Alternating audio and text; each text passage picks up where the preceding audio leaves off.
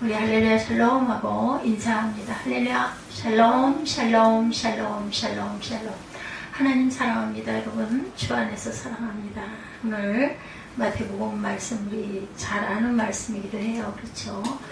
31, 2절 보면 참 어려운 일이기도 합니다. 또 일렀으되 아내를 버리려거든 이혼 증서를 줄 것이라 하였으나 나는 너희에게로는 누구든지 음행의 이유 없이 아내를 버리면 이는 그로 간음하게 하며 또 누구든지 버림받은 여자에게 장가드는 자도 간음하니라 이렇게 말씀하고 있어요. 그래서 절대로 깨뜨려서는 안 될 약속이다. From is that forced not be broke. 깨뜨리지 말아야 할 약속. 시대를 초월해서 성경 말씀은 일반적인 진리에 대해서 우리에게 가르치고 있지만 또 어떤 면으로 보면 그 말씀을 나름대로 분석해보면 말씀 가운데 독특한 시대적 상황, 그죠? 지금은 뭐 그럴 수 있지, 근데 그때는 절대로 안 되는 그런 부분이 바로 이 이혼입니다. 예수님 당시 사람들의 삶 속에 여러 가지 위험 요소들이 있었어요. 경제 문제, 정치 문제, 여러 가지 등등. 그중 가장 위험에 처해 있었던 것이 이혼이었다. 뭐 이혼이 뭐 흔하고 많다 어쩌다 하지만 개인에게는 정말 아픈 문제이죠. 상처도 많이 받고 불완전한 결혼제도 때문에 가정이 파멸될 위기에 처하기도 합니다. 그래서 우리 주님이 기회 있을 때마다 결혼의 정의에 대해서 우리에게 늘 말씀하셨어요. 오늘 이 시대에 하나님께서 원하시는 온전한 가정을 이루고 또한 사는 가정이 얼마나 되는가, 이것도 또한 우리가 한번 돌아보아야 할. 어제 저도 그 탈의실에서 여성들 두 분이 하는 얘기를 들으면서 이제 마음속으로 생각을 했습니다. 한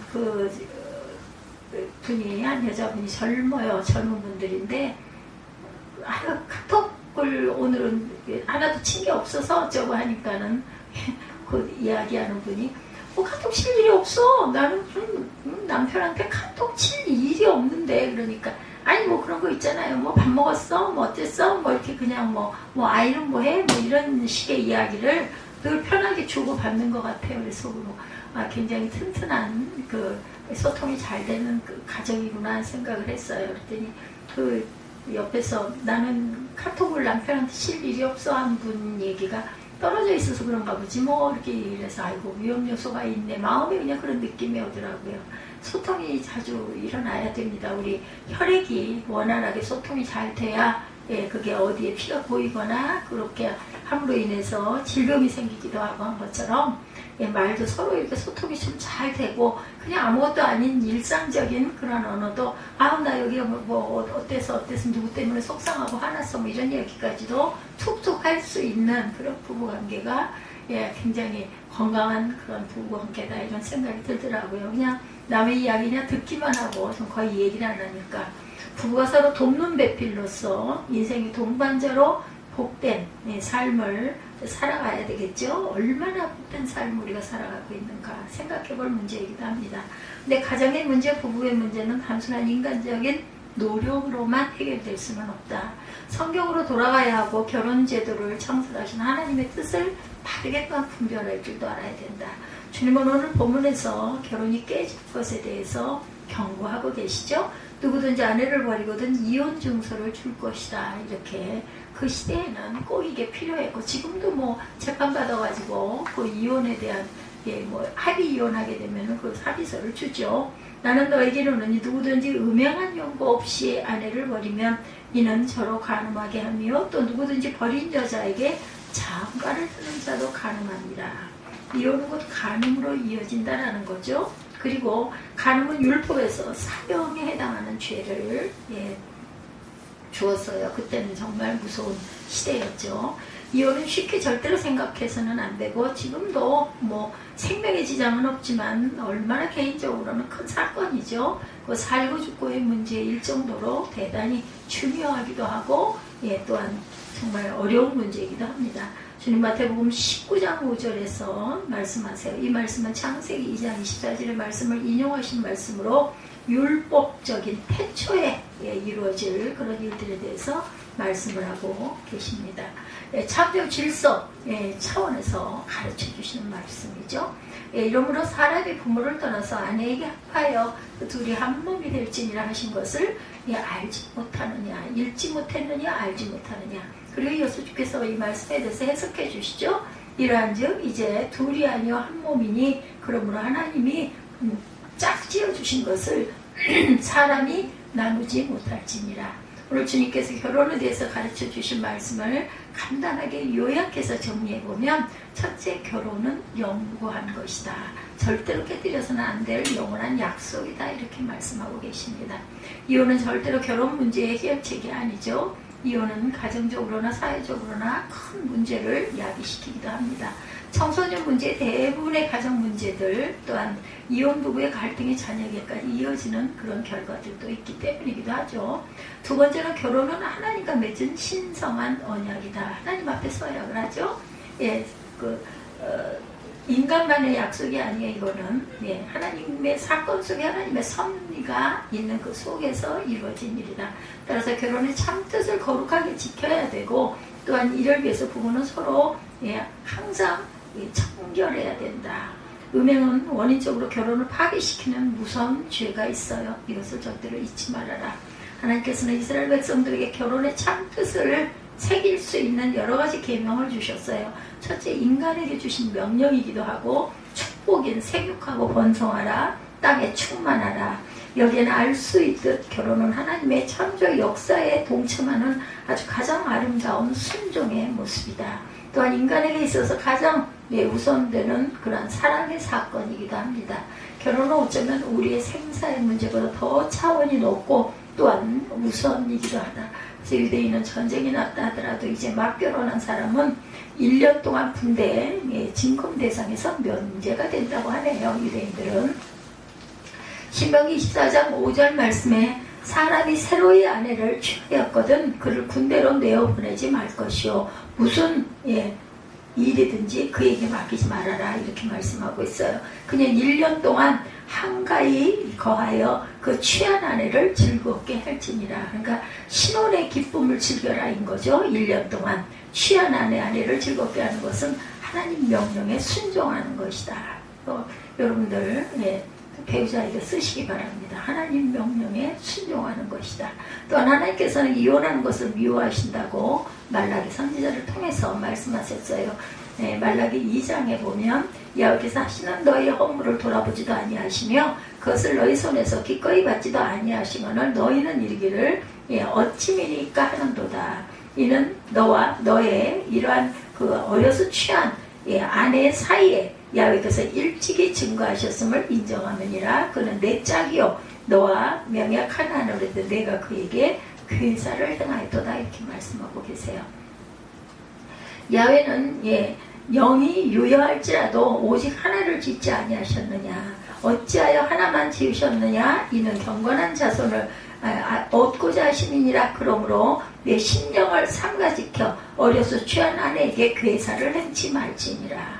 이스라엘의 하나님 야훼가 이르노니 나는 이혼하는 것과 학대로 옷을 기우는 자를 미워하노라. 만군의 야훼의 말이니라. 이렇게 말씀합니다. 말라기 말씀에 이런 말씀이 있어요. 한번 틈날 때 찾아보시기 바랍니다. 말라기 2장 말씀에 있습니다. 이런 데서 오늘날 급증하는 이혼율, 곧 인간이 하나님의 뜻을 거역하는 가장 명확한 증거, 가정이 깨지는 것은 하나님의 마음을 가장 아프게 하는 것이다. 이 시대 우리 주님의 가르침을 우리가 경청할 줄 알아야 되겠다. 우리에게 높은 차원의 거룩한 뜻이 주어졌지만 우리들이 완악하고 강팍하고 연약하기에 하나님의 뜻을 온전히 순종하지 못하는 것, 이것을 항상 내 마음에 깊이 새기고 그러지 않도록 최선의 노력을 다하며 기도해야겠죠. 하나님께서는 우리들이 이혼하는 것을 원하지 않으세요. 그러나 사람들이 하나님의 이 뜻을 그대로 순종할 수가 없었던 거죠. 그래서 사람들의 그 완악함 때문에 모세 율법에서 이혼이 부분적으로 용인이 됩니다. 참으로 비극적인데 신명기 24장 1절 말씀에 사람이 아내를 취하여 데려온 후에 수치되는 일이 그에게 있음을 발견하고 그를 기뻐하지 아니하거든 이혼 증서를 써서 그 손에 주고 그를 자기 집에서 내어 보낼 것이요. 이렇게 말씀하세요.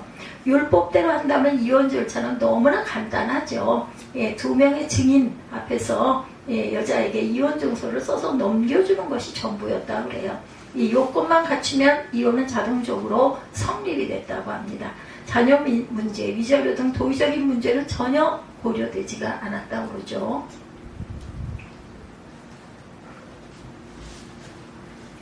리모컨이 말을 안 들어.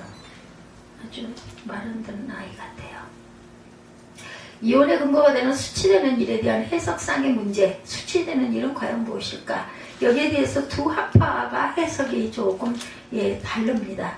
유대교는 크게 두 개의 학파가 있었어요. 율법 해석에 있어서 큰 차이가 있었고, 첫 번째는 삼마의 학파라고 그러네요. 율법을 엄격하게 적용하는 학파이라고 합니다. 이 학파는 우리 주님의 가르침처럼 수치되는 일이란 음란을 의미하는 것이고, 음란 외에는 아무것도 아니라는 정의를 내렸다. 또한 아내가 이세벨처럼 악한 여자를 할지라도 간음이 그 이외로는 결코 이혼할 수 없다, 이렇게 말씀하고 있어요. 이렇듯 삼마의 학파는 이혼을 아주 어렵게 생각하는 학파였다. 이에 반해서 두 번째 헬라 학파입니다. 헬렐 학파. 율법을 자의적으로 편의적으로 해석을 한다고 해요. 수치되는 일에 대해서 가능한 가장 넓은 방법으로 이해를 했다고 그러네. 헬렐 학파. 이혼을 쉽게 하려고 하는 것은 하려는 그 지혜를 다 짰다고 그러죠. 예를 들면 부인이 남편 음식에 소금을 많이 쳐서 음식 먹는 게 불편하게 했다든지, 뭐 그거 이거 실수할 수도 있는데, 또한 프라이를 했는데 좀 태웠다든지, 여자가 거리에서 다른 남자와 말을 했다든지, 수다를 떨었다든지, 남편 앞에서 시댁을 흉보았다든지, 남편에게 까다롭고는 모든 것을 다 수치스러운 것으로 해석을 했다고 그러죠. 이렇게 해석한다면 이혼 안 할 사람이 과연 얼마나 있겠는가. 결혼은 단순히 감정의 산물이 아니죠. 그러나 인간은 감정에 의해서 중요한 일을 결정하는 패단이 또한 있기도 하죠. 그래서 일을 그르치는 경향이 있습니다. 참 우리가 정말 항상 오래 참고 많이 생각할 줄 알아야 되겠죠. 그래서 이혼을 감정적으로 절대로 처리하지 않도록 해야 된다. 순간적으로 기분 나쁘다고 소중한 우리의 가정이 쉽게 깨뜨려져서는 안 되겠다. 사람은 만물의 영장이라고 하지만 잘못을 반복하는, 또한 어리석음도 지닌 그러한 우리 저와 여러분들이죠. 상대방이 싫어하는 것은 가급적 안 하면 좋을 텐데 그 습관을 버리질 못해요. 그래서 부딪히죠. 여자들이 싫어하는 말 7가지가 있다고 합니다. 그중 하나가 친정 흉보고 싸울 때 이렇게 친정거라는 말 아주 듣기 싫어하죠. 뭐 요즘에는 뭐 그런 거 그렇게 뭐 대단하게 여기지 않긴 하지만, 또 하나는 물도라는 말이라고 그래요. 이 말 들으면 속상하고 자존심이 상한다고 하네요. 그럴까요? 그럼 가는 길에 나 물 한 컵 갖다 줘, 그럴 수 있는데, 그래서 어떤 목사님으로부터 이 말을 듣고 깨달았다고 그래요. 가급적 물도라는 말을 하지 말아야겠다. 어떤 그 남성 집사님의 말씀이에요. 그래서 밥 먹고 가만히 있으니까 집사람이 알아서 물도 주고 야구르트도 갖다 주더랍니다. 이 사람 밥 먹고 나면 물 마셔야 되니까 물 떠다 줘야지 생각을 하겠죠. 요즘에야 뭐 그렇게까지 할 필요 없이 그냥 직접 가서 떠먹고 이렇긴 하지만, 말 안 해도 주는데 굳이 상대방 기분을 상하게 할 필요가 뭐가 있겠나. 조금 기다리면 갖다 줄 건데, 이분은 이렇게 생각을 했다고 그래요. 10년 이상 살면서 다져진 부부 사이 웬만큼 그냥 알죠. 이 사람이 뭐가 필요한지, 뭐가 마땅치가 않은지 우리 말 안 하고 있어도 다 압니다. 저 사람이 무엇을 싫어하고 무엇을 원하는지 우리는 알 수가 있어요. 상대방을 싫어하는 줄 알면서 끊임없이 잔소리를 하는 부인이나, 또한 의뢰의 잔소리하는 부인 말을 듣고 흥분하는 남편이나 모두 다 문제가 있다. 저 사람 당연히 말 한번 시작하면 잔소리가 좀 길어. 그냥 그러려니 하고 들어야 되는데 가끔 기분이 나쁘거나 뭐가 걸려있을 때 이런 말 듣다 빽 하고 소리가 나오잖아요. 그래서 서로 눈치 보면서 그 눈치껏 해야 된다는 거죠. 절대로 상대방 감정을 자극하지 말자. 왜냐하면 감정이 폭발하면 우리 이성이 말이 되고, 더 나아가서는 신앙까지 깨어지게 되고, 기분 나쁘면 교회 안 가. 이렇게 되죠. 그렇기 때문에 우리가 항상 그것을 잘 봐가면서 맞춰가면서 해야 돼. 지혜로워야 합니다. 그래서 이런 것 영혼을 실족해 하는 큰 죄를 짓게 된다. 그럼 참된 결혼은 어떤 것일까? 마태복음 19장에서 우리는 그 해답을 찾을 수가 있어요. 오늘 보면 3절에 보면 어리석은 바리새인을 보게 되죠. 5장 3절 잠깐 가서 보죠. 마태복음 5장 3장 10년이 가난한 자는 복이 있는 천국이 그들의 것이요. 산상수훈이에요. 예, 그런데 오늘 보면 질문하는 수준이 유치할 수가 없는데 이렇게 사람이 아무 연고를 불문하고 그 아내를 내어버리는 것이 옳으니까 이런 그 질문을 합니다. 아내 버리는 것이 옳으냐고 물어보는 이 사람이 무엇이 잘못되었다? 한참 잘못되었다라는 거죠. 아내 버리는 것. 그러나 주님은 이 질문에 대해서 원초적으로 하나님께서 결혼 제도를 만드신 근본 뜻을 가리키고 있어요. 마태복음 19장 4절에서 6절로 가서 보죠. 네. 5장이 아니라 19장. 그 예를 든 장이라서 그런 것 같습니다. 마태복음 19장.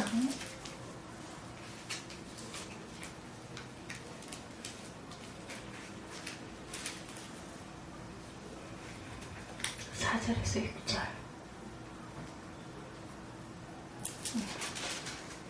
예수께서 대답하여 이르시되 사람을 지으신 이가 본래 그들을 남자와 여자로 지으시고 말씀하시기를 그러므로 사람이 그 부모를 떠나서 아내에게 합하여 그들이 한 몸이 될지니라 하신 것을 읽지 못하였느냐. 그런즉 이제 둘이 아니요 한 몸이니 그러므로 하나님이 짝지어 주신 것을 사람이 나누지 못할지니라 하시니라. 아까 그 3절 말씀이 바로 19장 3절이었었죠. 바리새인들이 예수께 나와 그를 시험하여 이르되 사람이 어떤 이유가 있으면 그 아내를 버리는 것이 옳으니까 이렇게 물어봤더라는 거예요. 예, 버리는 것이 옳으니까. 제가 마태복음 5장 31, 2절이다 보니까 이 5장으로 봤는데 19장입니다. 이것이 과연 바른 질문일까? 예수께서 대답하시죠. 4절에서 6절 우리가 읽었죠. 예수께서 대답하여 가라사대 사람을 지으시니가 본래 저희를 남자와 여자로 만드시고 말씀하시기를 이러므로 사람이 부모를 떠나서 아내에게 합하여 그 둘이 한 몸이 될지니라 하신 것을 알지 못하였느냐. 이러한즉 이제 둘이 아니요 한 몸이니 그러므로 하나님이 짝지어 주신 것을 사람이 나누지 못할지니라 하시니. 야훼 하나님의 아담에게서 취하신 그 갈빗대로 여자를 만드시고 그를 아담에게로 이끌어 오시니 아담이 가로되 이는 내 뼈 중에 뼈요 살 중에 살이라. 이것을 남자에게서 취하였은즉 여자가 칭하리라 하니라. 이러므로 남자가 부모를 떠나 아내와 연합하여 둘이 한 몸을 이룰지니라. 이렇게 말씀하고 있어요. 하나님의 뜻을 이루는 아름다운 결혼이 되기 위해서 첫 번째 떠나서는 안 되는 것이 중요하다. 다른 관계로부터 다 떠나야 된다.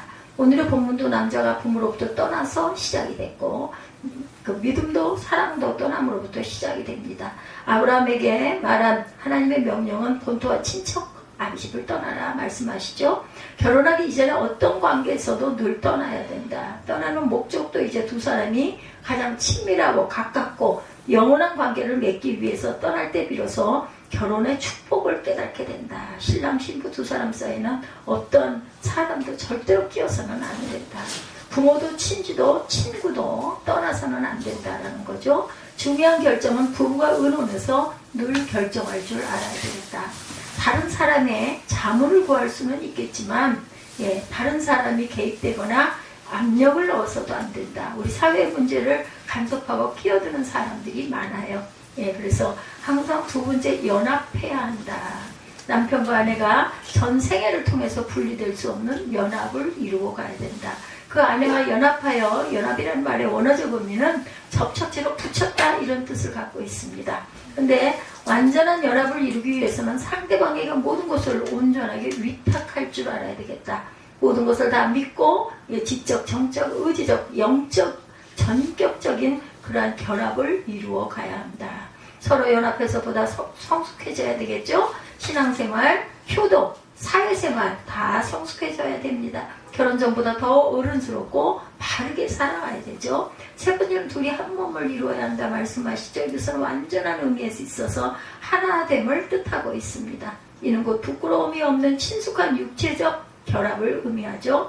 하나됨은 단순히 함께 산다는 그 이상의 의미, 분위기 있게 사는 것이고 행복하게 사는 것이다. 마지못해 사는 것은 한 몸이 아니죠. 상대방을 가장 귀하게 여기고 가장 뜨겁게 사랑해 주어야 하겠다. 상대방의 뜻을 잘 받아주어야 합니다. 참된 신앙은 부부간의 바른 관계에서 이렇게 시작이 되죠. 관계가 깨어지면 신앙도 금이 갑니다.